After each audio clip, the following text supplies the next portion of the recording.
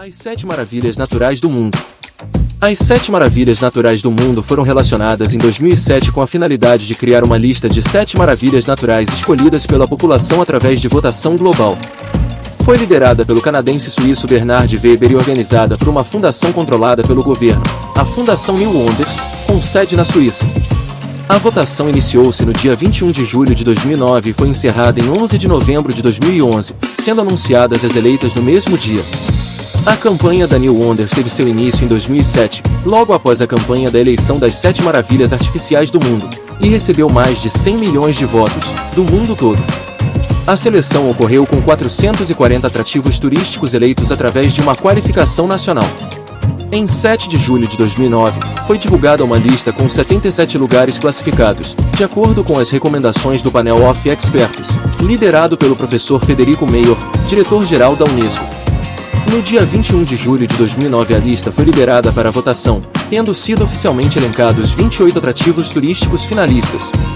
A votação se encerrou no dia 11 de novembro de 2011, e segundo a Unesco, as 7 maravilhas naturais do mundo são: primeira, Floresta Amazônica e Rio Amazonas. A floresta está dividida entre Brasil, Bolívia, Colômbia, Equador, Guiana, Peru, Venezuela e Suriname, passando parte também pela Guiana Francesa, e o Rio Amazonas com nascente na Cordilheira dos Andes, Peru e sua foz na ilha de Marajó, no Pará, Brasil. Segunda, Cataratas do Iguaçu e Parque Nacional do Iguaçu, Brasil e Argentina. Terceira, Baía de Along ou Along-Bay, Vietnã. Quarta, Ilha Jeju, Coreia do Sul. Quinta, Parque Nacional de Komodo, Indonésia. Sexta, Parque Nacional do Rio Subterrâneo de Puerto Princesa, Filipinas. Sétima, Parque Nacional Montanha da Mesa, África do Sul. Tendo vistos os atrativos turísticos eleitos como as 7 maravilhas naturais do mundo, vamos agora conhecer cada uma delas. Cataratas do Iguaçu e Parque Nacional do Iguaçu, Brasil e Argentina. As Cataratas do Iguaçu é um conjunto com aproximadamente 275 quedas d'água no Rio Iguaçu, o qual pertence à bacia hidrográfica do Rio Paraná, em Foz do Iguaçu, no estado do Paraná, Brasil. As Cataratas do Iguaçu é um dos maiores conjuntos de cataratas do mundo, tanto em número de quedas, extensão e volume de água. Este incrível atrativo turístico fica na divisa entre o Brasil e a Argentina, já que o Rio Iguaçu divide estes dois países, ficando parte em Foz do Iguaçu, do Brasil, e outra parte em Puerto Iguaçu, na Argentina. Igualmente dividido está o Parque Nacional do Iguaçu, parte está no Paraná, Brasil, parte está em Misiones, Argentina. Ambos atrativos fazem parte das 7 maravilhas naturais do mundo, eleitas por votação pública realizada por pessoas do mundo todo e catalogadas pela Unesco, em 11 de novembro de 2011. Então, se o seu objetivo é visitar estes atrativos turísticos nos dois países e em uma mesma viagem, é só atravessar a fronteira e assim você poderá contemplar as quedas d'água vistas do lado brasileiro, e depois vistas do lado argentino, curtindo cada minutinho do passeio, aproveitando para observar a linda fauna e flora do Parque Nacional do Iguaçu. Agora, se você quiser se jogar em uma aventura radical num bote inflável, com guias a bordo para te guiar com segurança, o lado brasileiro é o que te oferecerá essa experiência incrível e inesquecível. Assim, com suas mais de 275 quedas d'água, as Cataratas do Iguaçu formam um espetáculo impressionante da natureza, sendo a majestosa Garganta do Diabo a maior e mais famosa das quedas, com cerca de 80 metros de altura. A força das águas caindo verticalmente e assim criando uma névoa que envolve a paisagem, é outro espetáculo visual incrível. A região ao redor das Cataratas do Iguaçu também é rica em biodiversidade, a qual faz parte do Parque Nacional do Iguaçu, que abriga uma floresta subtropical preservada e uma grande variedade de espécies de flora e fauna. A região é conhecida por ser o lar de várias espécies ameaçadas de extinção, como a onça-pintada, a anta, o tatu canastra e o papagaio de peito roxo. Os amantes da natureza têm a oportunidade de explorar a fauna e a flora da região através de trilhas e passeios guiados. Além disso, as cataratas são patrimônio mundial da Unesco e têm grande importância histórica e cultural. A região abriga sítios arqueológicos e pinturas rupestres deixadas por povos indígenas que lá habitaram há milhares de anos, E por isso a preservação e o respeito pela cultura indígena são aspectos importantes para a gestão do parque, pois é exatamente este cuidado que eles também esperam dos turistas e visitantes.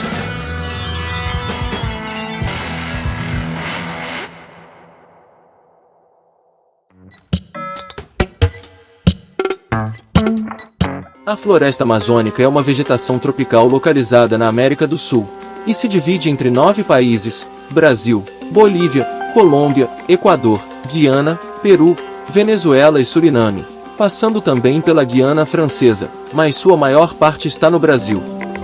Essa formação vegetal tem um clima equatorial, um solo arenoso e uma hidrografia densa. Ela conta com uma grande biodiversidade de espécies animais e vegetais. Essa floresta é importante para a manutenção do equilíbrio ambiental e climático do planeta. Ela fornece diversos recursos naturais para a humanidade, mas sofre com vários problemas ambientais, como os desmatamentos, as queimadas, a poluição da água e do ar e a biopirataria. Como já vimos, a floresta amazônica se estende pelos 9 países da América do Sul, cobrindo boa parte do noroeste do Brasil, ou seja, aproximadamente 62% de sua área está situada somente no Brasil, se tornando assim, a maior floresta equatorial do mundo. Famosa por sua biodiversidade, a floresta amazônica é permeada por milhares de rios, entre eles o grandioso Rio Amazonas. Entre as cidades ribeirinhas, com a arquitetura do século XIX que data do início da exploração de borracha, destacam-se Manaus e Belém, no Brasil, e Iquitos e Puerto Maldonado, no Peru. Detentora de uma enorme biodiversidade composta por milhões de espécies de animais e plantas, sendo que muitas das quais ainda nem foram catalogadas, a floresta amazônica possui um clima equatorial úmido, com a presença de rios muito caudalosos e solos com grande disponibilidade de matéria orgânica. São exemplos de espécies de flora da floresta amazônica: seringueira, açaí, pupunha, andiroba, guaraná e cupuaçu. E são exemplos de espécies de fauna da floresta amazônica: onça-pintada, anta, sucuri, jacaré, capivara, arara e papagaio. Considerada um dos principais centros da biodiversidade de todo o mundo, a Amazônia Legal é uma delimitação territorial criada pelo governo do Brasil para promover ações específicas para esse bioma. Rio Amazonas. O Rio Amazonas é o mais extenso do mundo, percorrendo 6.992 quilômetros desde a Cordilheira dos Andes, no Peru, até a região da ilha de Marajó, no norte do estado brasileiro do Pará. Esse curso d'água possui milhares de afluentes, que formam uma enorme bacia hidrográfica de 7 milhões de quilômetros quadrados de área, estendendo-se por 7 diferentes territórios da América do Sul. O Rio Amazonas é o maior e mais caudaloso rio do mundo, pois possui 6.992 metros de extensão e uma vazão média de 210 mil metros cúbicos por segundo, possuindo cerca de 1.100 afluentes, sendo sua nascente na Cordilheira dos Andes, no Peru, e sua foz no norte do estado do Pará, na ilha de Marajó, atravessando a área com a maior biodiversidade do planeta, a floresta amazônica. A bacia amazônica apresenta um grande potencial hidrelétrico, mas o rio Amazonas, propriamente dito, dispõe de baixo potencial para geração de energia por percorrer áreas de planície. Ressalta-se, porém, que o nome do rio varia de acordo com o seu trecho, embora nos acostumamos a chamar toda a sua extensão de Amazonas. Próximo de sua nascente, no Peru, o curso d'água recebe o nome de Maranon, ao adentrar o território brasileiro, na altura do município de Tabatinga, no Amazonas, ele recebe o nome de Solimões, em trecho que vai até a região de Manaus. E nessa área ele se encontra com o Rio Negro, dando origem então ao trecho que recebe, finalmente, o nome de Amazonas. Baía de Along, ou Amon Bay, Vietnã. Capital do Vietnã, Hanoi é o principal caminho para os turistas curiosos visitarem as ilhas vietnamitas de Along ou Amon Bay. A baía fica localizada na província de Quang Ninh, no nordeste do país.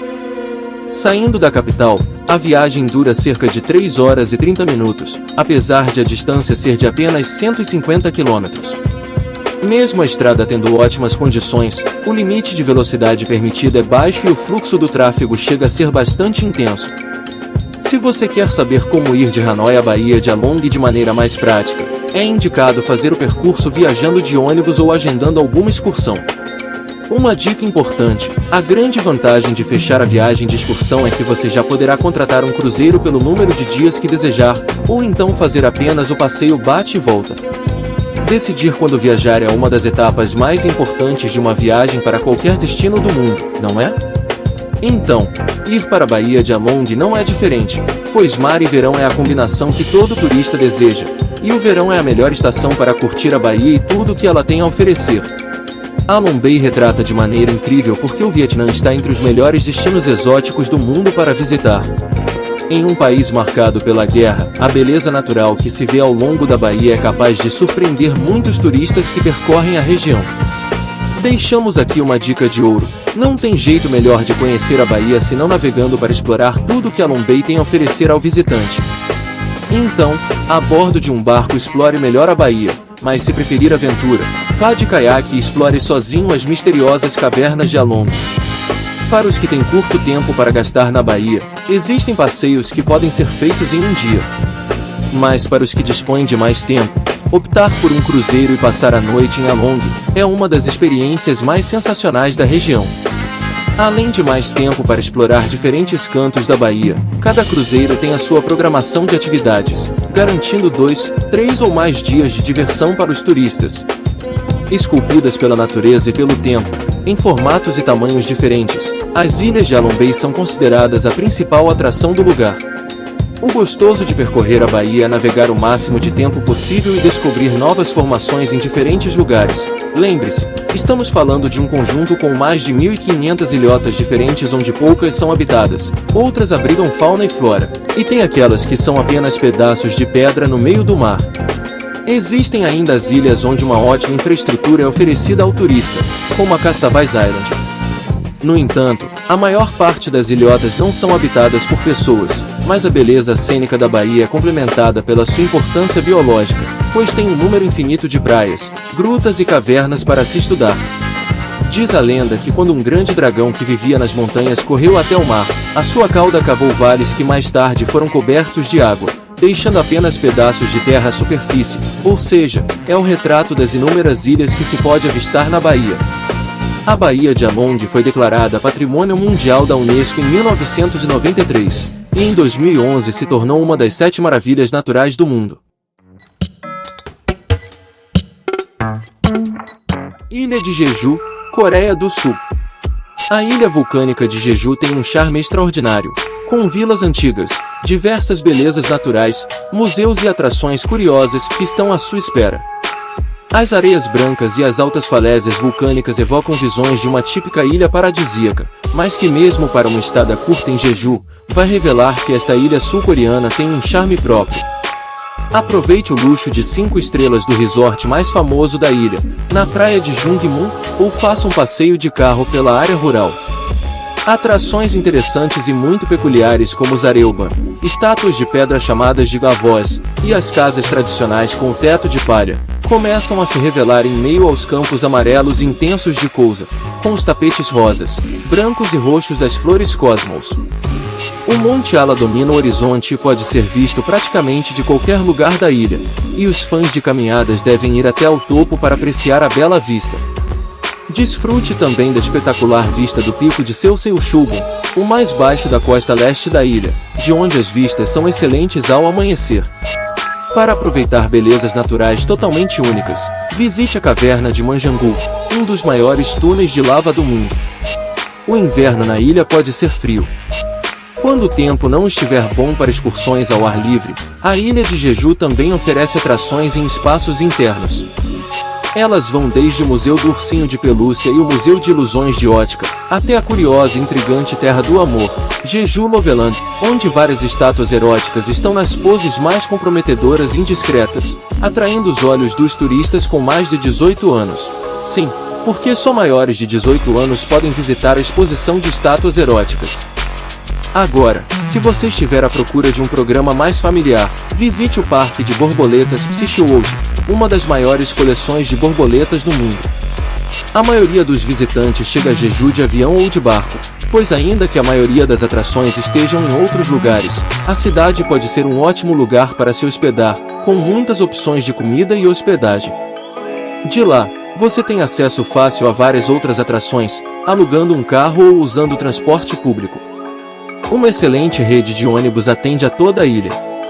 Por ser geograficamente diferente da Coreia, a ilha de Jeju desenvolveu sua própria culinária. A ilha é famosa por sua labon, um tipo de tangerina nativa.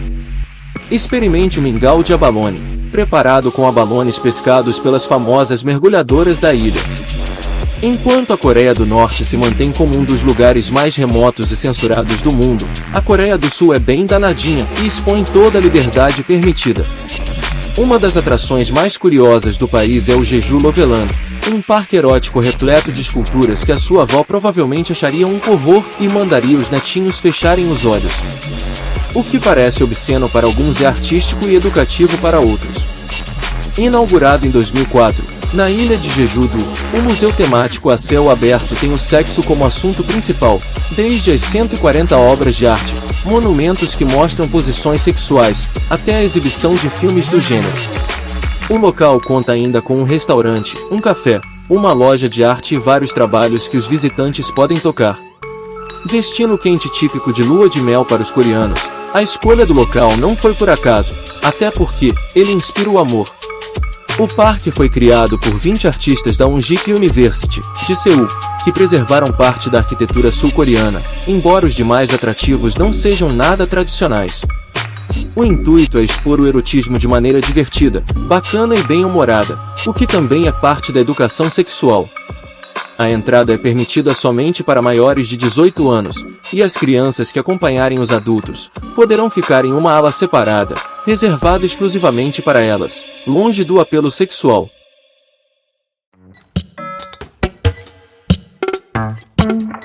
Parque Nacional de Komodo, Indonésia. O Parque Nacional de Komodo fica na área das pequenas Ilhas Sunda, em Tenggara, a leste de Bali, na Indonésia. Em 1977, as Ilhas Komodo, Hinca e Padar foram declaradas pela Unesco como reservas de biosfera.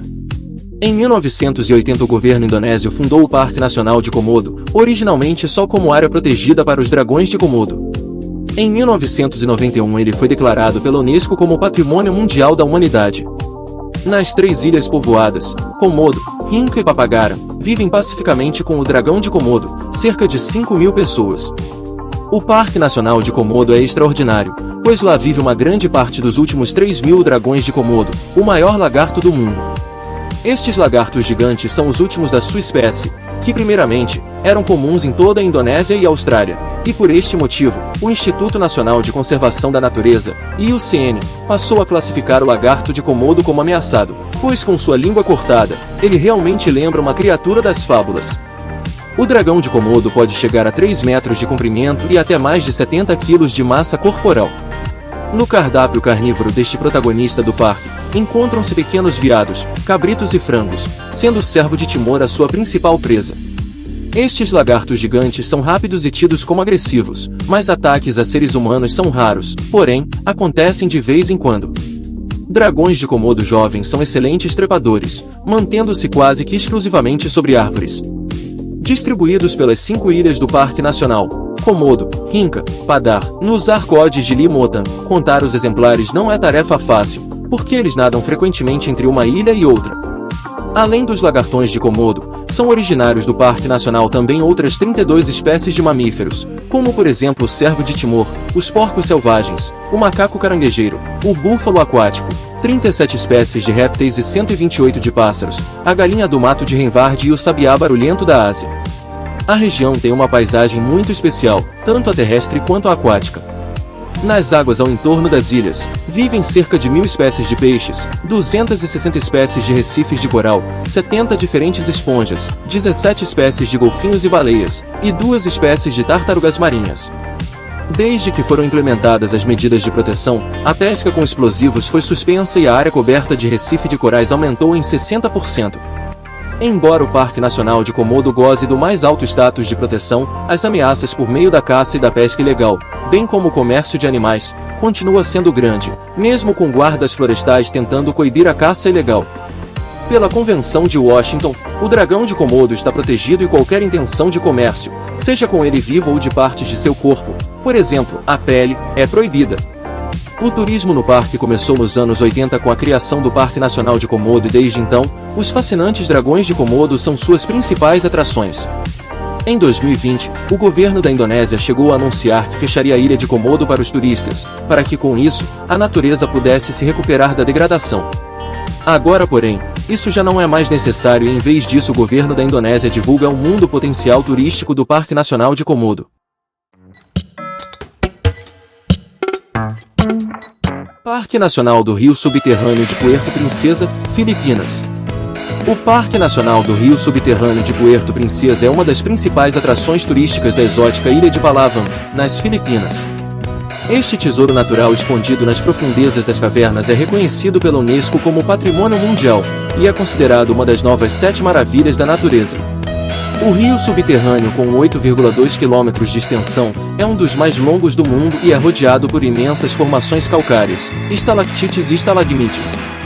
O parque foi criado em 1971 com o objetivo de preservar a biodiversidade da região, e desde então tem sido um destino turístico popular.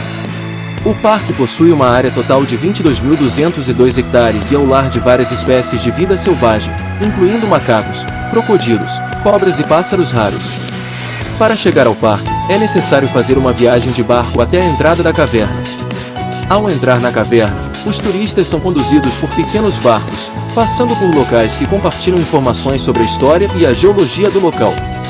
A visita ao Parque Nacional do Rio Subterrâneo de Puerto Princesa é uma experiência única e mágica, capaz de encantar qualquer pessoa que tenha a oportunidade de explorar as profundezas das cavernas. Uma das atividades mais emocionantes que o Parque Nacional do Rio Subterrâneo de Puerto Princesa tem a oferecer é a exploração de suas cavernas impressionantes, pois com guias especializados acompanhando, os visitantes têm a oportunidade de conhecer cada detalhe desse mundo subterrâneo fascinante. As cavernas do Parque Nacional do Rio Subterrâneo de Puerto Princesa revelam uma incrível paisagem moldada pela natureza ao longo de milhares de anos, com estalactites e estalagmites que moldam diferentes formas e texturas ao longo das cavernas. Além disso, o passeio oferece uma experiência única de descoberta da biodiversidade que habita essas cavernas.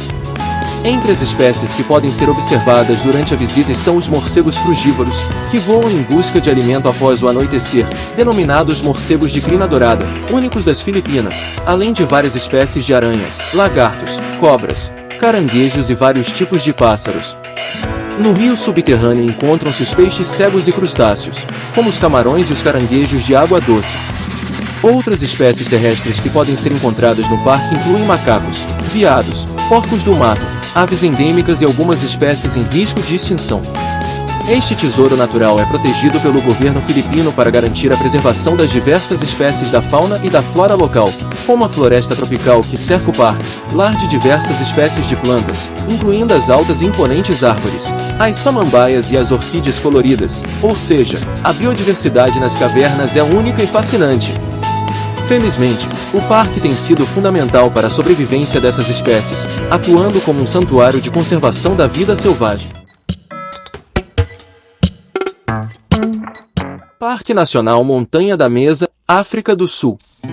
O Parque Nacional Montanha da Mesa é famoso no mundo inteiro pelo fato de ser o lugar onde está localizada a Table Mountain.